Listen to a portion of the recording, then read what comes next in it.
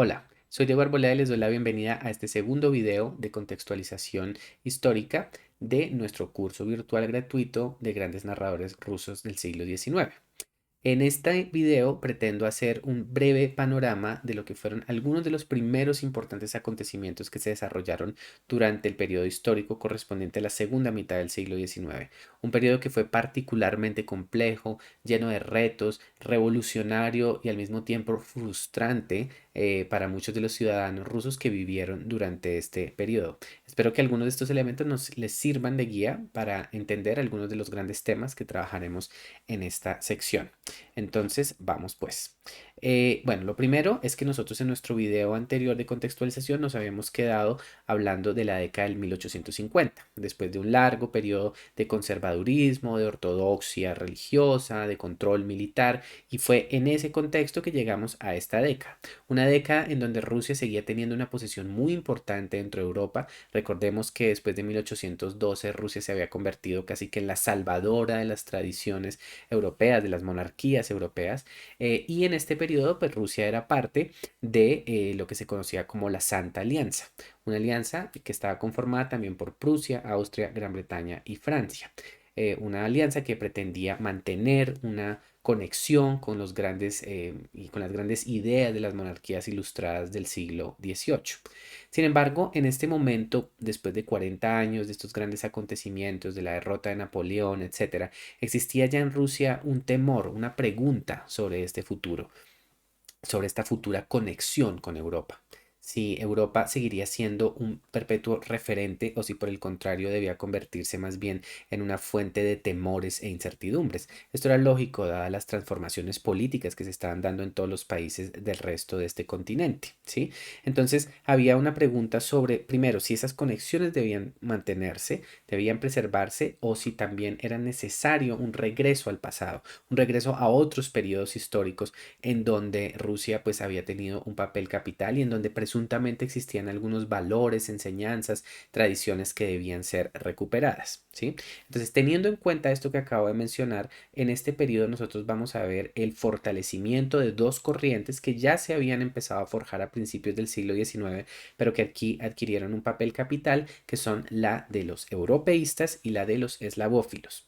Explico, los europeístas eran aquellos que estaban concentrados en la idea de Rusia imitando a valores propios de la Europa continental, es decir, una Rusia que siguiera las metas, las transformaciones, las ideas de esta Europa intelectual que se estaba transformando a pasos agigantados en esta época.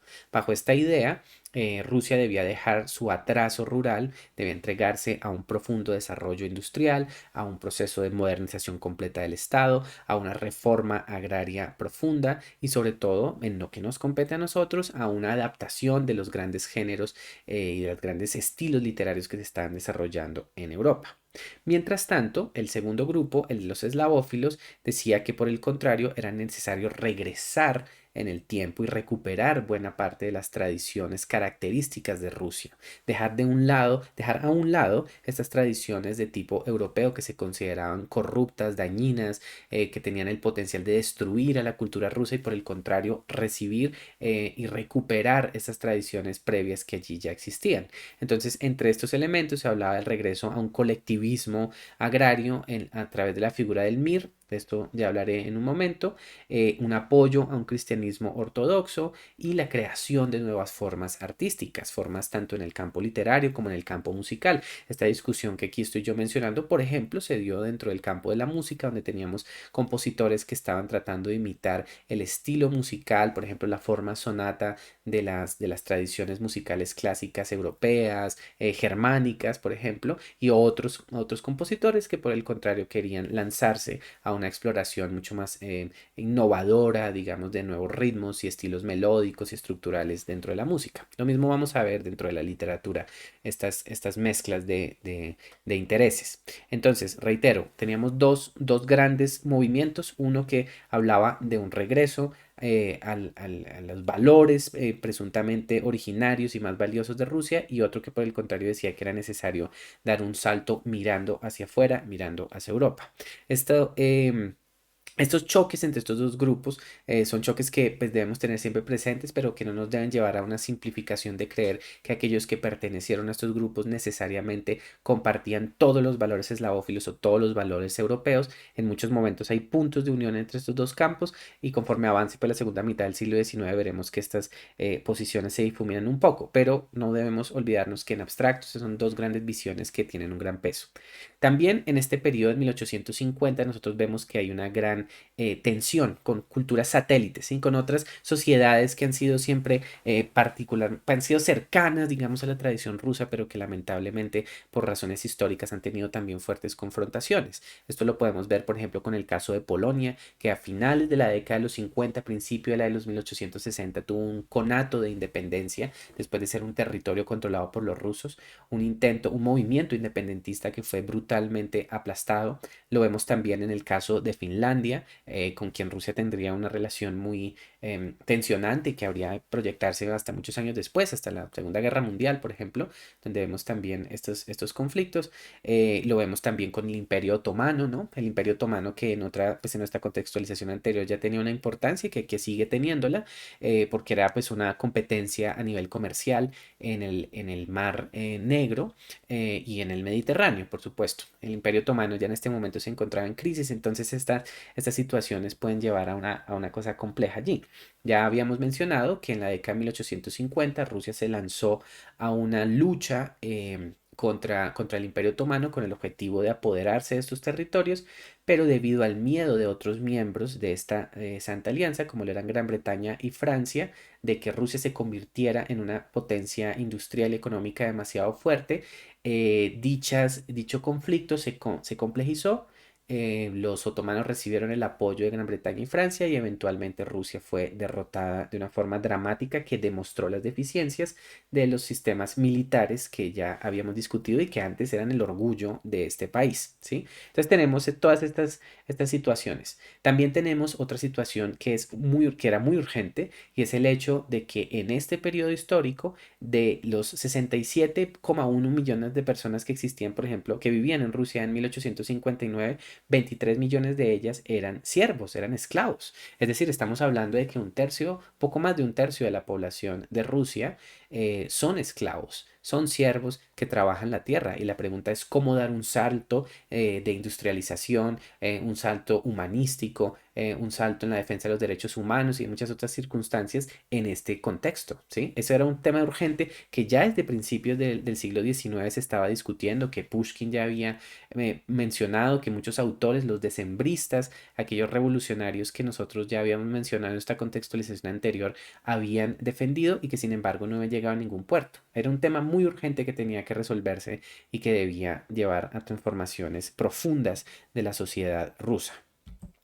Entonces es dentro de este contexto que empieza su reinado el zar Alejandro II, un zar reformista, un zar transformador, el que habría de ser el último gran zar de inclinación liberal que habría de tener Rusia antes de la llegada de las revoluciones de 1917. Él nació en 1818, creció obviamente durante buena parte de su juventud y primera adultez durante el gobierno de su padre, que como ya habíamos hablado antes era un gobierno bastante conservador, recibió una formación muy completa en la corte europea. Desde muy joven pues, se dedicó a recorrer tanto Rusia como distintas partes de Europa. Se casó con una princesa alemana, un matrimonio que no fue para nada feliz, un matrimonio en donde hubo adulterios permanentes de parte y parte, y fue, pues, digamos, una vivencia, digamos, la de este zar en su juventud, una vivencia bastante inquieta, bastante interesada, una vivencia que estaba muy influenciada también por todos los movimientos transformativos de la Europa de la primera mitad del siglo XIX. Alejandro II llegó al poder en el año 1855, después de la muerte de su padre, y habría de gobernar hasta 1881, fecha de su asesinato. Sobre eso hablaremos un poco más adelante.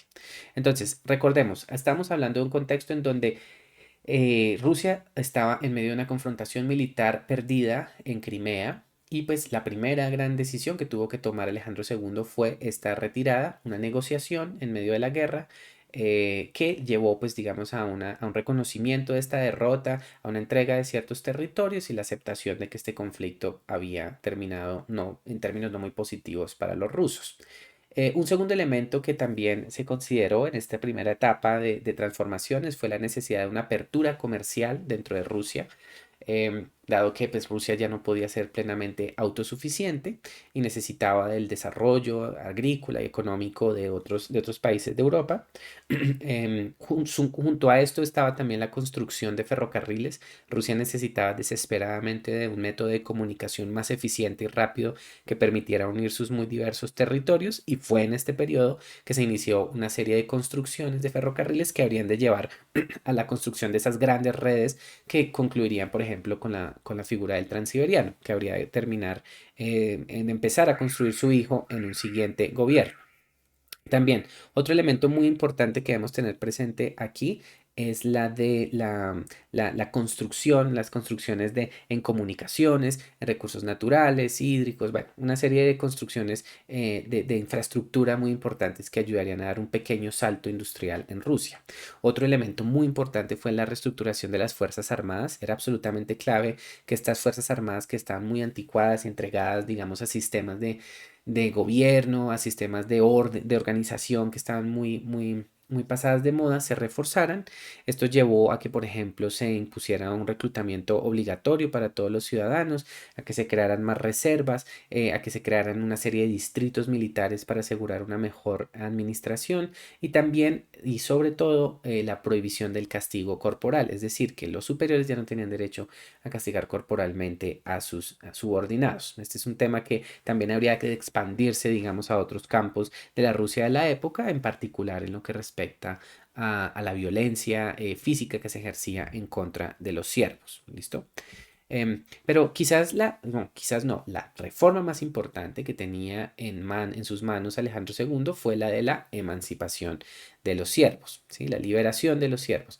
Esta emancipación era una necesidad tanto humana como económica. A nivel humano era indispensable por toda la evolución de los discursos de los derechos humanos, de las necesidades, digamos, que se estaban reconociendo, de los derechos de los campesinos, de las clases populares en toda Europa. Pero también había una razón de peso económico, ¿sí? En donde nosotros teníamos una sociedad que había sido mayoritariamente feudal, mayoritariamente terrateniente, que necesitaba dar un desesperado salto hacia la industrialización. Y las figuras de los esclavos y de los siervos no funcionaban bien allí. ¿Por qué? Porque nosotros teníamos a unos pequeños propietarios, a unos latifundistas, que controlaban a estos siervos e impedían que estos siervos fueran también una mano de obra que permitiese un desarrollo. Teníamos también en este momento, justo antes de dar el salto de las reformas y de la emancipación, teníamos lo que se conoce como el MIR, que ya había mencionado. El MIR traduce básicamente sociedad, y se trataba de una sociedad de tipo campesino, en donde había un trabajo o un gobierno colectivo de la tierra. Estos MIRES estaban controlados por los Skogd, que eran una asamblea de, de sabios, o digamos de figuras importantes dentro de las sociedades campesinas, y una figura que se llamaba el Selki Starosta, que era un alcalde pedáneo, es decir, una figura con el que era como el líder principal de esta organización, que iba rotando a lo largo de los años, ¿sí?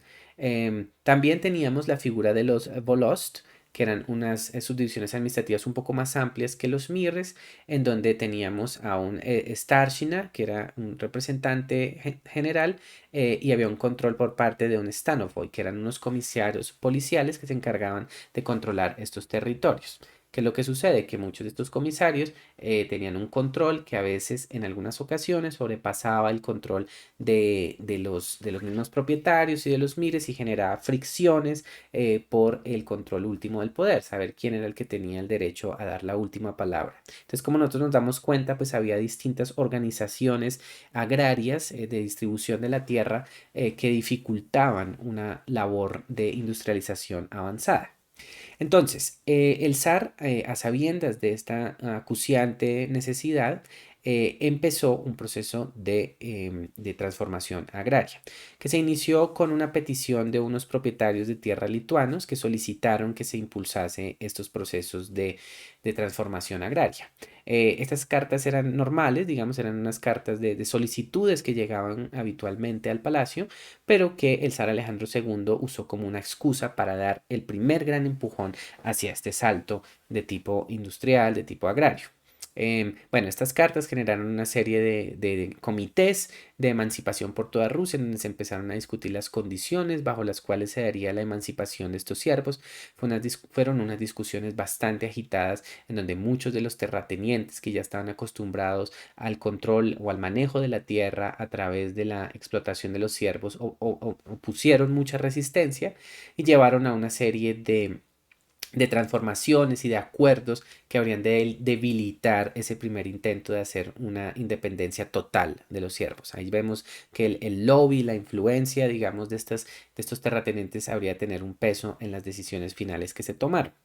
Fue un proceso extenso que abarcó entre el año 1855 y 1861, más específicamente el 3 de marzo de 1861, cuando se dio por fin esta emancipación tan anhelada por tantos líderes, por tantos pensadores, intelectuales de distintos periodos previos de la historia de Rusia y que llevaron a una serie de decisiones. Lo primero es que los siervos ahora emancipados tenían derecho a un matrimonio libre, es decir, podían decidir con quién casarse. Eso antes no era posible, ellos estaban obligados a casarse con quien su amo les dijese.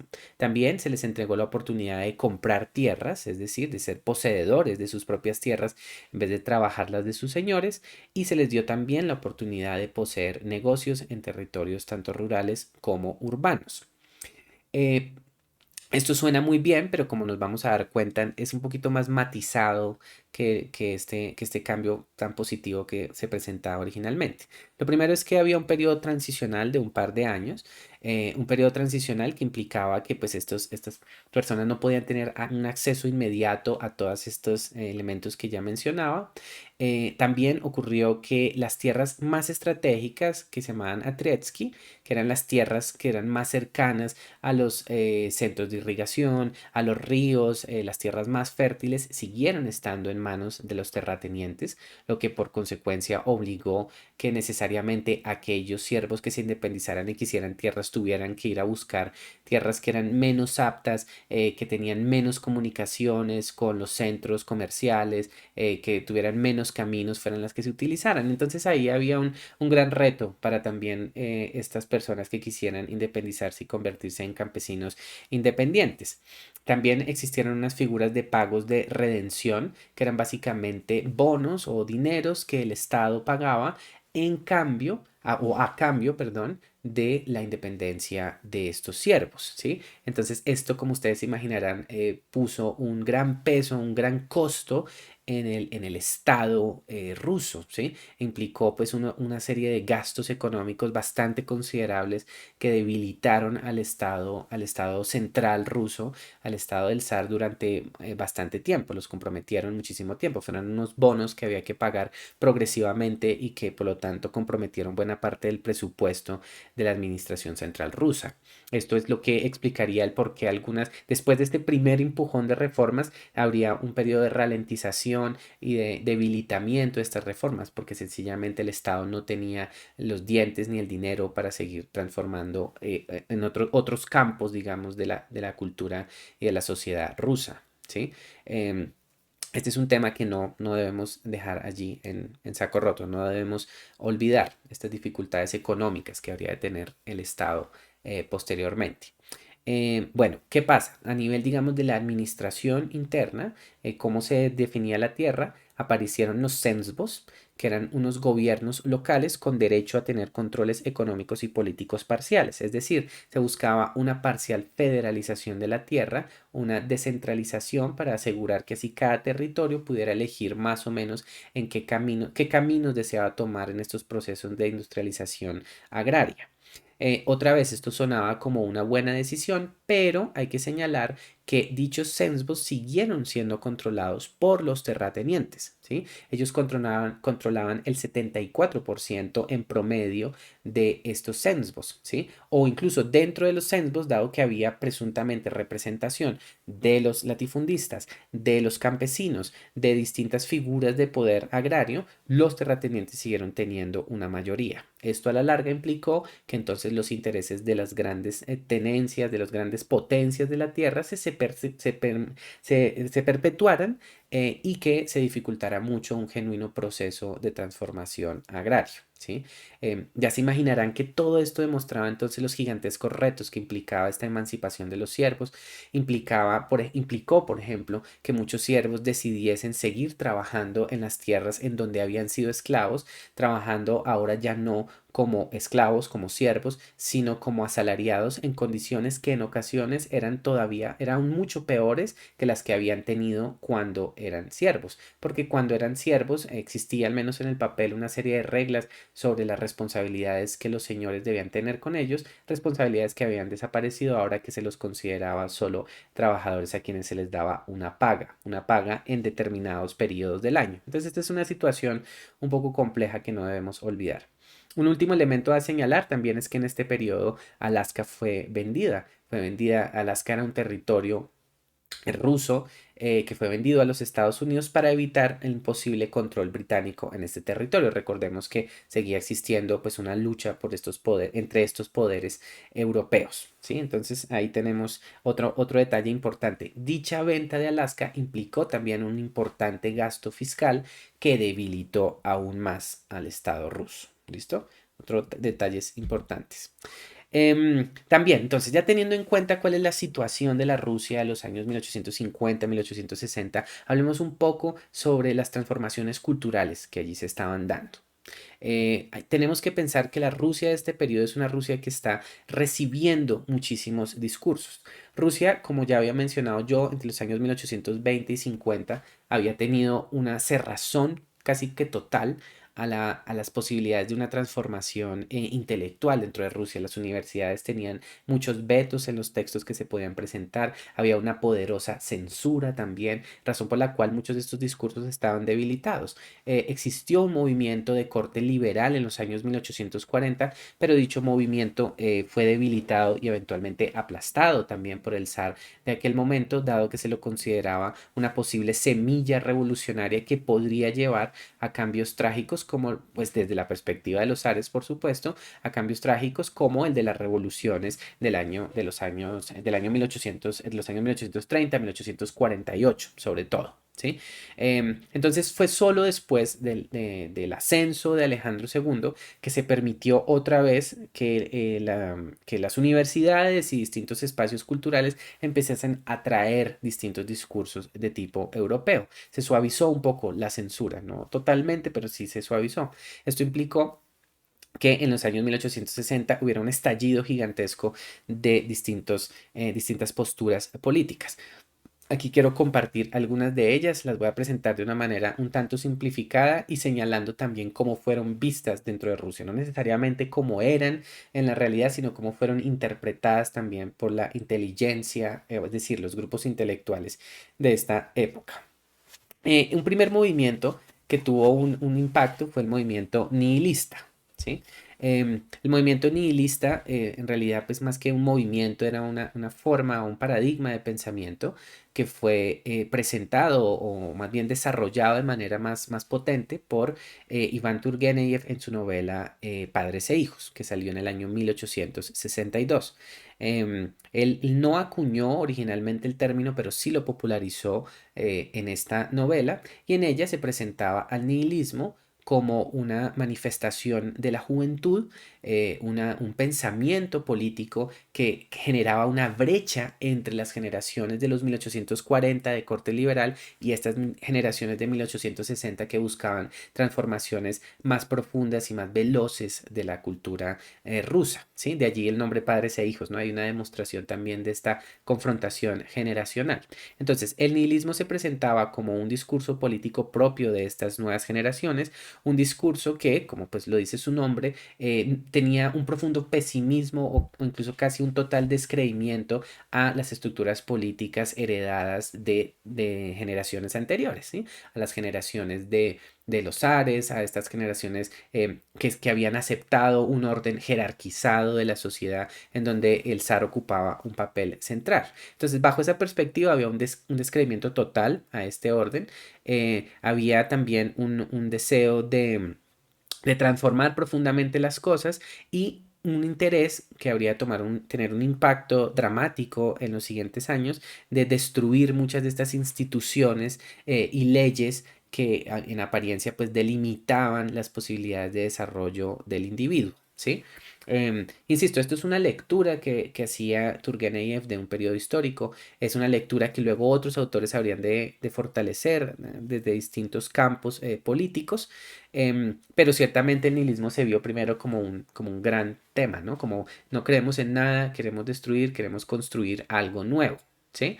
Hay dos periodos importantes dentro del nihilismo, digamos, como término. El primero de ellos fue uno que buscaba una acción directa de transformación, a veces a través de actos de terrorismo, de cambio. Un representante más interesante de este movimiento sería Sergei Nechayev, una figura que cometió una serie de atentados terroristas, incluso trató de atentar contra la vida del zar Alejandro, que escribió un texto mientras estaba en prisión que se llama El Catecismo de un Revolucionario. Creo que es un nombre bastante diciente, ¿no? Refleja cómo también la noción de la revolución estaba consciente o inconscientemente embebida de un ideario de índole religioso, ¿sí? Esto no quiere decir que estas personas fueran creyentes, ¿no? De hecho, en su gran mayoría eran ateas, pero había una cierta continuidad en la construcción de ideales transformativos, así como los había entregado en un momento la religión. La diferencia radicaba es que ahora el paraíso, ya no se encontraba en otro mundo, sino que había que construirlo aquí y ahora, de inmediato, ¿sí? Nechayev, como acabo de mencionar, pues fue un terrorista. eh, en el sentido de que buscaba crear terror a través de actos de violencia. Tuvo un acercamiento con Bakunin, sobre el que hablaré en un momento, pero el mismo Bakunin terminó alejándose de él por considerarlo demasiado extremista, ¿sí? Entonces, este catecismo un revolucionario lo que proponía era una transformación política radical a través de la construcción de un individuo, el revolucionario, que buscaba el cambio por encima de cualquier otra cosa. El cambio político se convierte para el revolucionario en el centro genuino de su vida y de sus pasiones, por encima de sus familias, por encima de sus propias emociones, de sus gustos estéticos, etcétera, ¿sí? El revolucionario tiene como meta la transformación social, incluso si ello implica su propia muerte o la negación de sus propios gustos y pasiones, ¿sí? Este es un tema muy revelador, es casi que una visión extremadamente ascética del mundo revolucionario, en donde el dicho revolucionario rechaza todo tipo de elementos mundanos en pro de un presunto beneficio último de transformación social. Bueno, después dicho movimiento nihilista habría de tomar otro cariz, empezaría a evolucionar, porque claramente, digamos, una visión meramente pesimista y destructiva de negación del orden establecido no podía implicar o perpetuarse en el tiempo, porque no proponía también unos cambios específicos.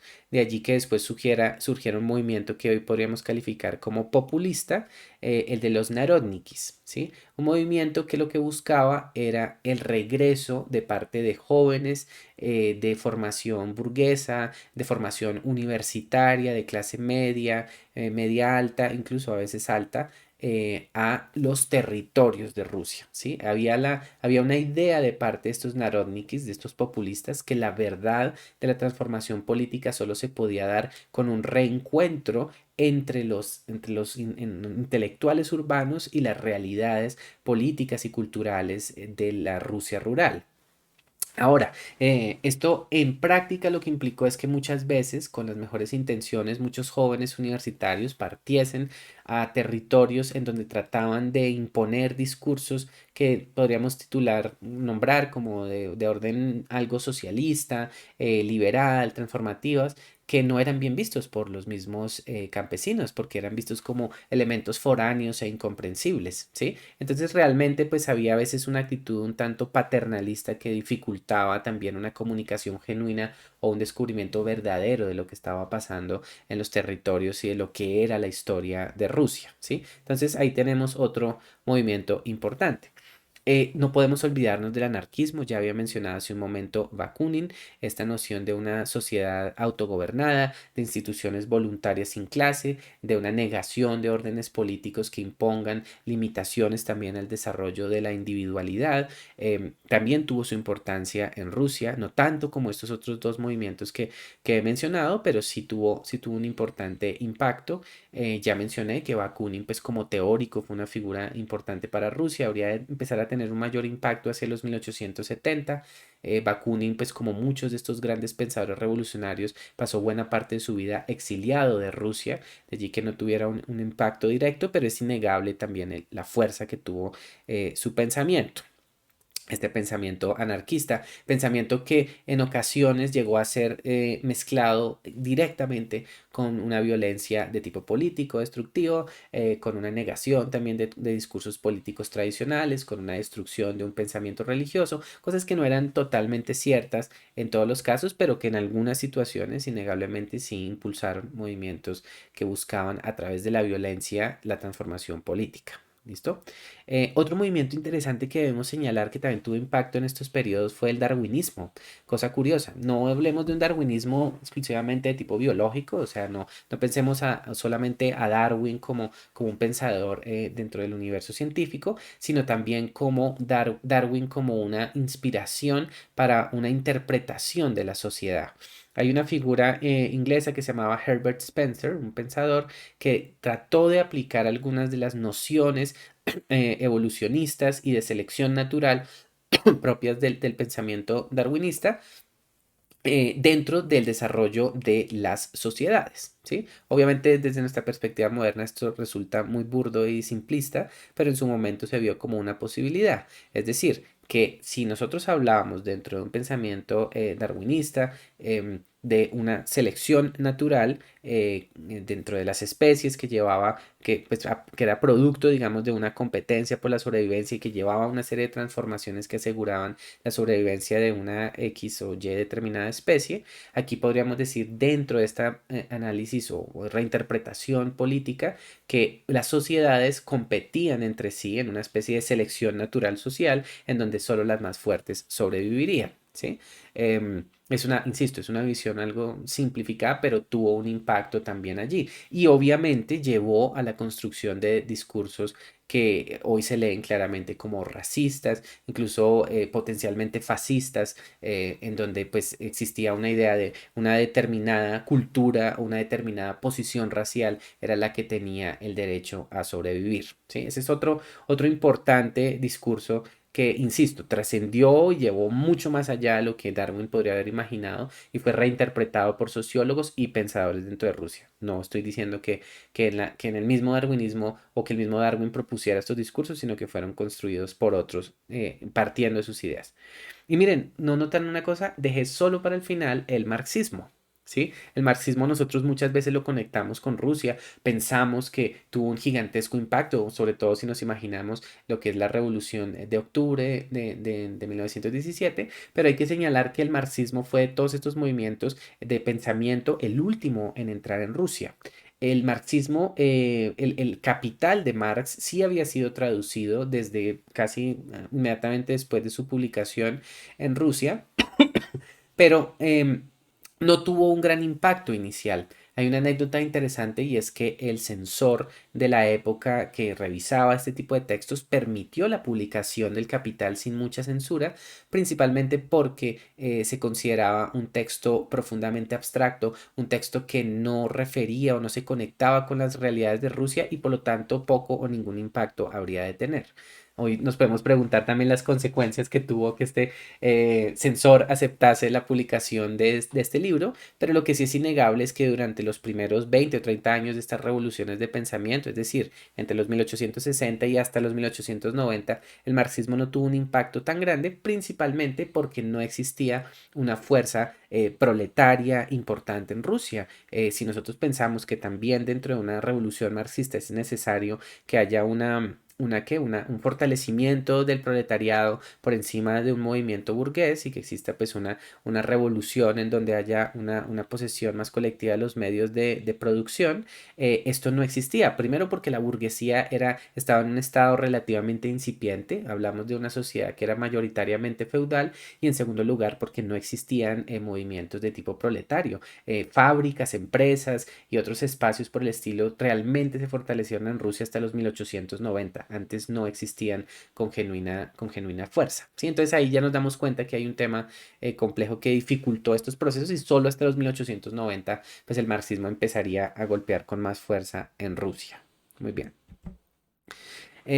Entonces, para ir concluyendo también este fragmento, ¿cómo terminaron también todas estas transformaciones que propuso el zar Alejandro II? Como mencionaba, debido a los onerosos gastos económicos que produjeron todas estas primeras reformas, hubo una ralentización en los procesos de reforma.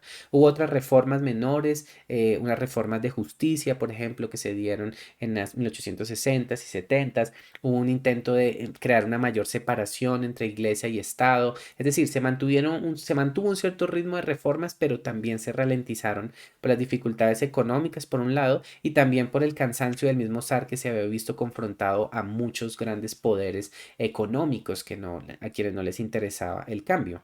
Hay que señalar que el mismo zar como persona era una persona de un ánimo más bien pasivo, que a veces se retraía ante las dificultades y prefería dejar las cosas en una especie de status quo que, como habría de verse posteriormente, no tendría las mejores consecuencias. Principalmente porque después de un conato de revolución y de una entrega de ciertas libertades a los campesinos y a unas clases medias, y sumado a esto, toda la entrega de posibilidades intelectuales que hubo con el debilitamiento de la censura, se abrieron una serie de interrogantes, preguntas e insatisfacciones que el mismo Estado no pudo responder.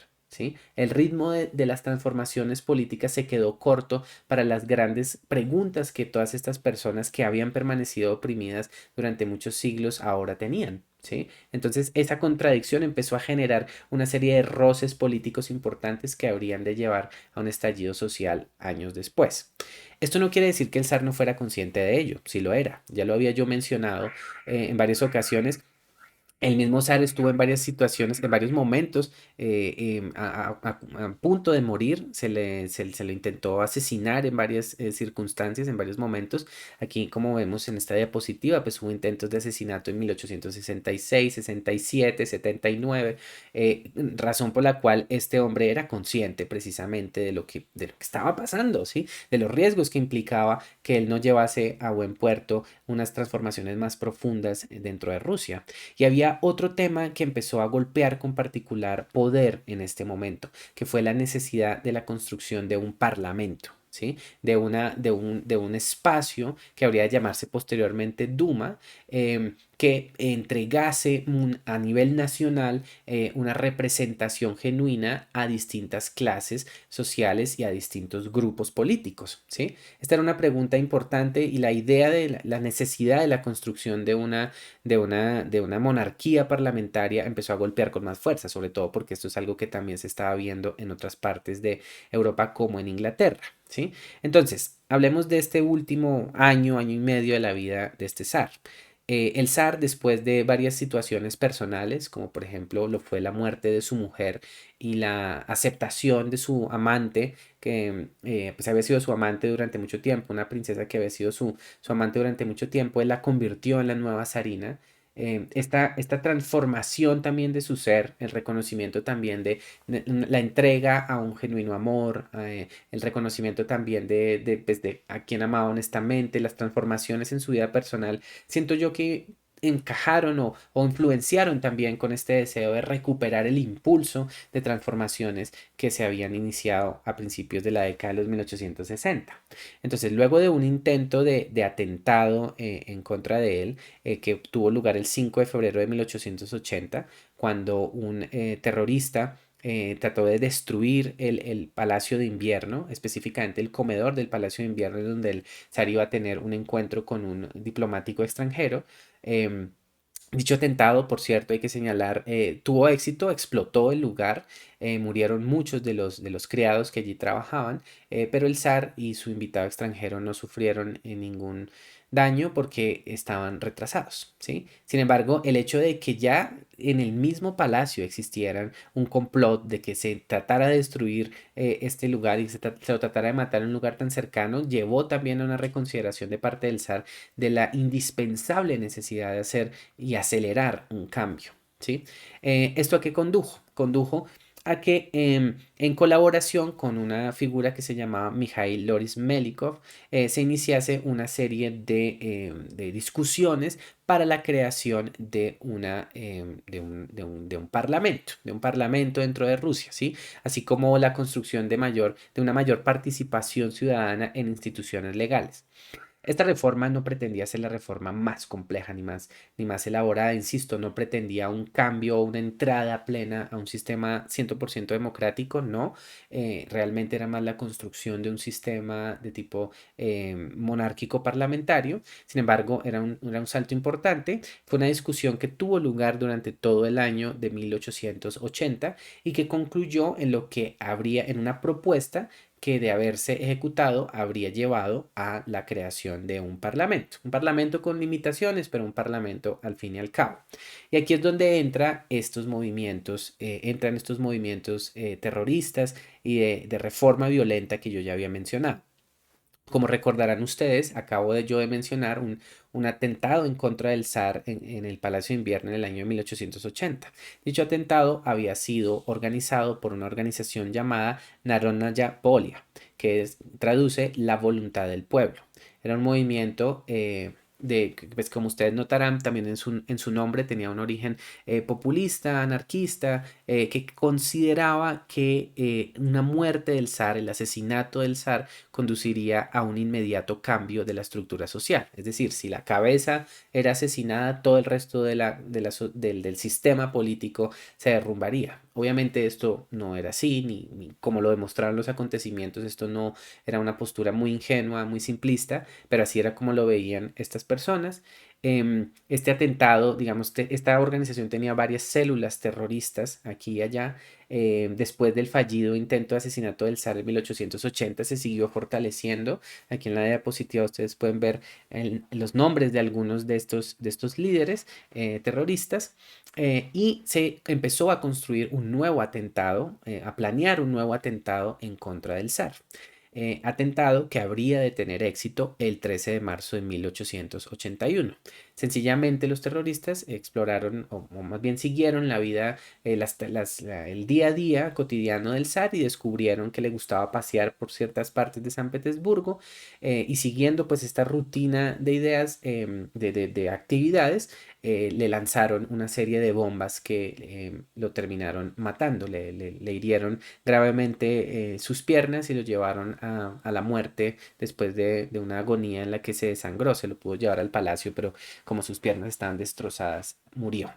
¿Sí? Y es algo particularmente doloroso que este atentado tuviera lugar en esta fecha, porque, y esto suena como una película, en esta misma fecha en la que el zar murió, se pretendía que él y Loris Melikov presentasen al público ruso, presentasen a la sociedad rusa su propuesta de transformación de la monarquía zarista. ¿Sí? Transformación que, como ya mencionaba, conduciría o habría conducido a la construcción de una monarquía parlamentaria. Como ustedes se imaginarán, el asesinato del zar puso final a estas reformas y lamentablemente hundió a Rusia en un espacio, en unos tiempos reaccionarios y ultraconservadores que ahora sí conducirían casi que ineluctablemente al estallido político y social que habría de tener lugar en 1905 y en 1917. Pero bueno, esto es un tema que, pues, que discutiremos también en una última contextualización que daré antes del final de nuestro curso. Espero que esto les resulte instructivo. Y bueno, pues aquí seguimos en contacto. Espero que este pequeño fragmento pues también nos ayude a entender elementos propios de la obra dostoyevskiana, de la obra tolstoyana y algunos de los elementos tempranos de la obra chejoviana. Nuestra última contextualización, pues ya veremos cómo fue el cierre del siglo XIX y algunos de los grandes retos que se abrieron en la Rusia de principios del siglo XX. Bueno, muchísimas gracias. Soy Diego Arboleda, este es el Rincón Ruso y estamos en contacto. Muchas gracias.